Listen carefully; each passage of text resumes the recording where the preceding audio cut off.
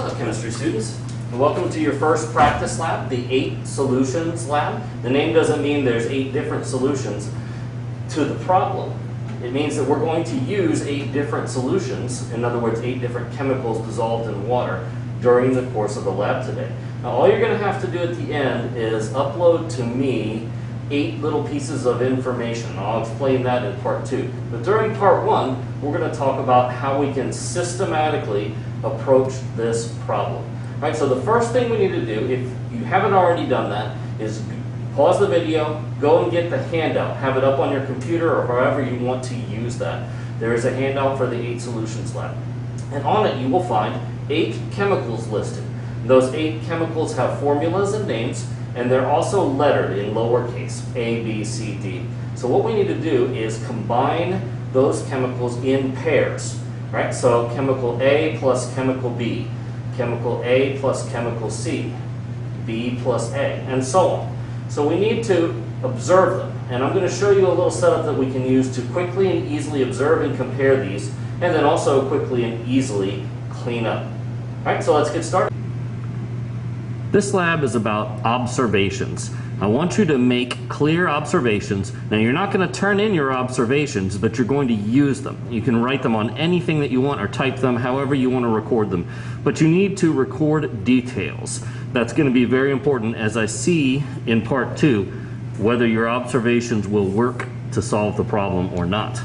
I'm going to zoom in on these chemicals. You can see all 8 of them are here, although they are not in the order that you have them on your sheet. CuNO3,2, which is copper 2 nitrate, Na2CO3, or sodium carbonate, Ki, potassium iodide, FeNO3,3, which is iron 3 nitrate, PbC2H3O2, 2, that's a long one, that is lead 2 acetate. HNO3 is nitric acid, NaOH, sodium hydroxide, and BaCl2, which is barium chloride. Now write down your observations of these. As you can see, a couple of them are really easy to identify and describe, but unfortunately, several of these chemicals dissolved in water don't look any different from the water. They are clear and colorless solutions, and that's going to be key to part B. So here I am at my workstation. If you're following along with the handout, you can see what I'm getting ready to do as far as my setup here. The first thing I need is a way to distinguish each of these pairs of chemicals that we're going to make. A plus B, A plus C, and so on. And so what I'm going to do is mark a piece of paper systematically so that I have all of those on there. All right, there we go. Our marked piece of paper. Just out of curiosity, maybe some of you can answer this. How many combinations are there of 8 different chemicals if we only make unique combinations? In other words, A plus B is the same as B plus A, so we don't need separate spaces for both of them. The answer is there are 28 unique combinations that we can make. So I have filled in 28 squares on my paper. You might ask, why is this important? Well, 2 reasons. First of all, I want to emphasize to you and have you start approaching things with a systematic approach, a systematic process, and that's exactly what's reflected here. Secondly, chemistry is heavily about recognizing patterns, and so anytime there is a pattern for us to talk about, we probably will, even if the pattern isn't the most important thing that we need to see. So I've got my paper marked. Now, can you imagine if I had to use a container to do these chemical reactions and then wash it out each of the times, 28 times, or if I had to get 28 different containers and then wash all of them out at the end?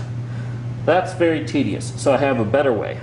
We're going to cover this paper with a highly sophisticated piece of chemistry equipment.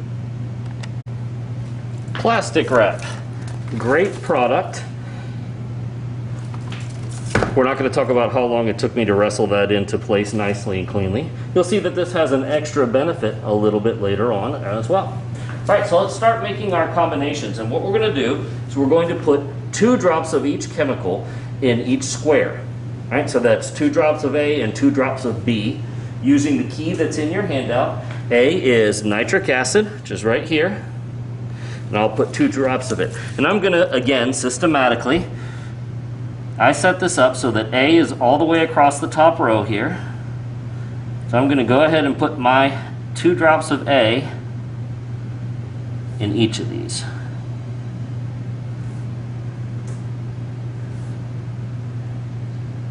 Alright, so that's all the A that we're going to use, all the nitric acid that we're going to use, and so I can set that one aside. Chemical B is the lead 2 acetate, which is right here. Notice these are both clear and colorless to start with.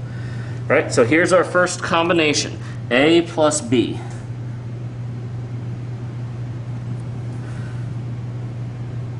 Excitement. And I'll fill in the B's across the B row here. So a lot of this early going is just getting set up here. And we want to go fast enough that these don't start moving around because of little hills and valleys in the plastic wrap. Our third chemical, chemical C, is sodium hydroxide. That's right here. Again, clear and colorless. Our first 3 chemicals have been clear and colorless. So this is A plus C.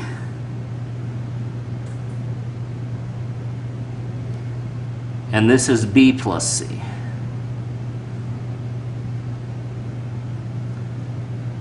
Interesting. Now, it's natural for us to want to focus on the things that happen, the changes that we see, like B plus C here. But I will tell you that this lab is just as much about the things that don't happen.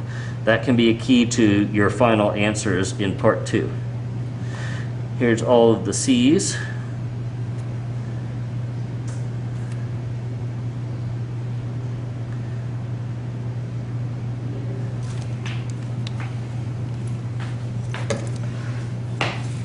Chemical D on our list is barium chloride, right here. Another clear and colorless liquid.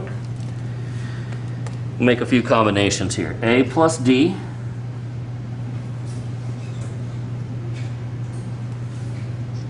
B plus D.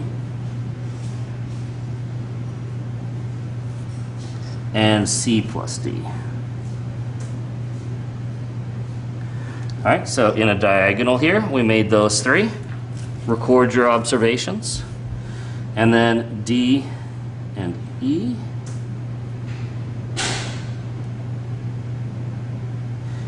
There's the D drops all the way across. On to chemical E, which is sodium carbonate, Na2CO3. Once again, clear and colorless. We saved all of the colored solutions for the end. Na2CO3, so this is A plus E right here. A plus E. B plus E. C plus E. And D plus E. Okay? And we'll zoom in on these a little bit later so you can get some details. Because even the ones that at pulled back length look the same can actually be subtly different. Letter F is copper 2 nitrate. This is the one that has the blue color. Forgot to put my E's down, didn't I?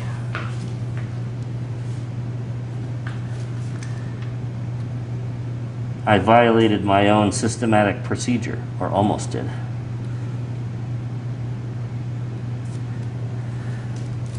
All right, now, A plus F,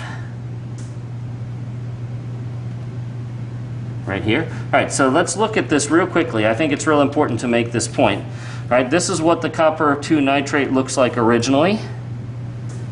And now here's what it looks like after being mixed with a clear and colorless solution. Is that a change of color, or did it just get watered down a little bit? I'll leave you to decide, because the interpretation comes at the end. All right, here's all of the F combinations.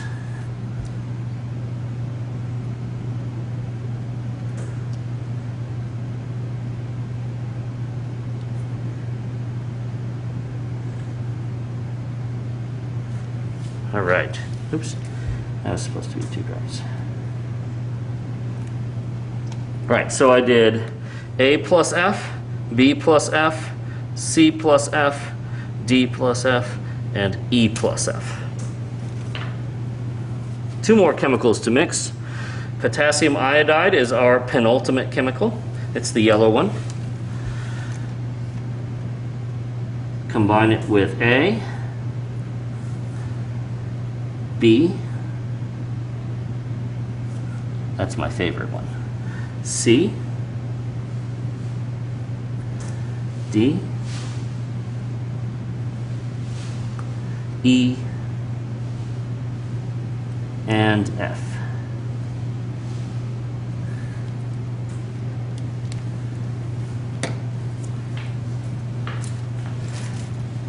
And of course, our potassium iodide chemical G goes right here.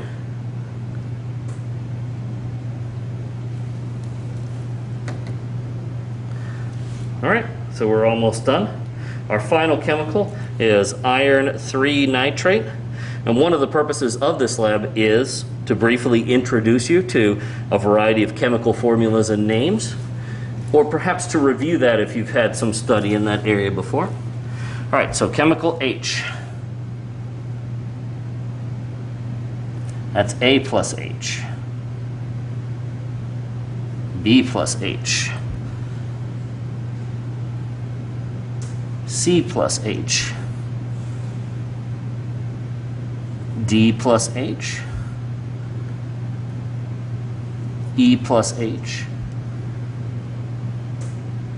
F plus H. And G plus H. And that's all 28 combinations. I'll zoom in a little bit on each of those. All right, so let's take a little bit closer look here. We'll go across each row so you have a chance to make your observations.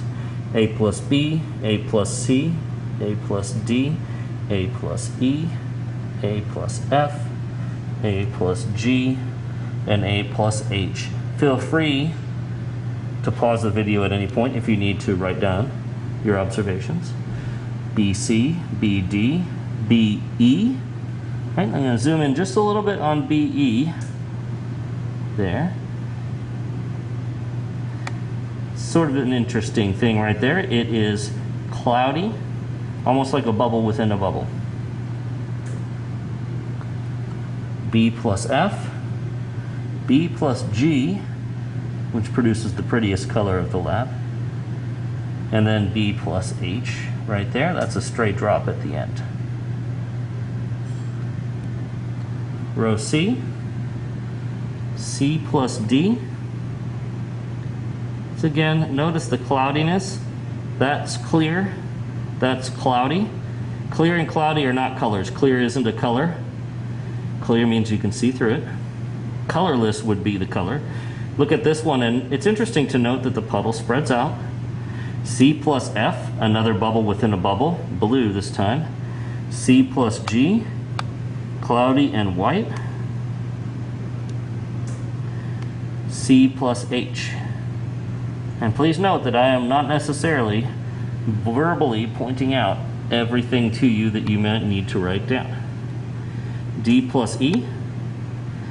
D plus F here is this stuff right there. Apparently there's a little downhill slope there that caused it to run off of its box, but that's D plus F. D plus G. D plus H right there. E plus F. E plus G. Now again, E plus G is clear and colorless here. That's what that looks like. Oh, lost the focus there. Now this color in the middle is the result of D plus F plus E plus G.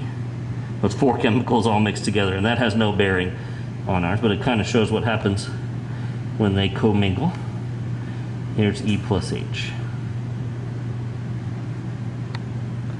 F plus G, F plus H,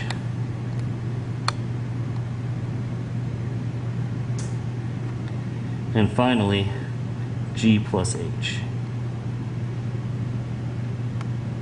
Write down detailed observations because you're going to need them for part 2. And finally, here's the benefit of using our plastic wrap. All I have to do is ball it up and throw it in the trash can. No rinsing of containers.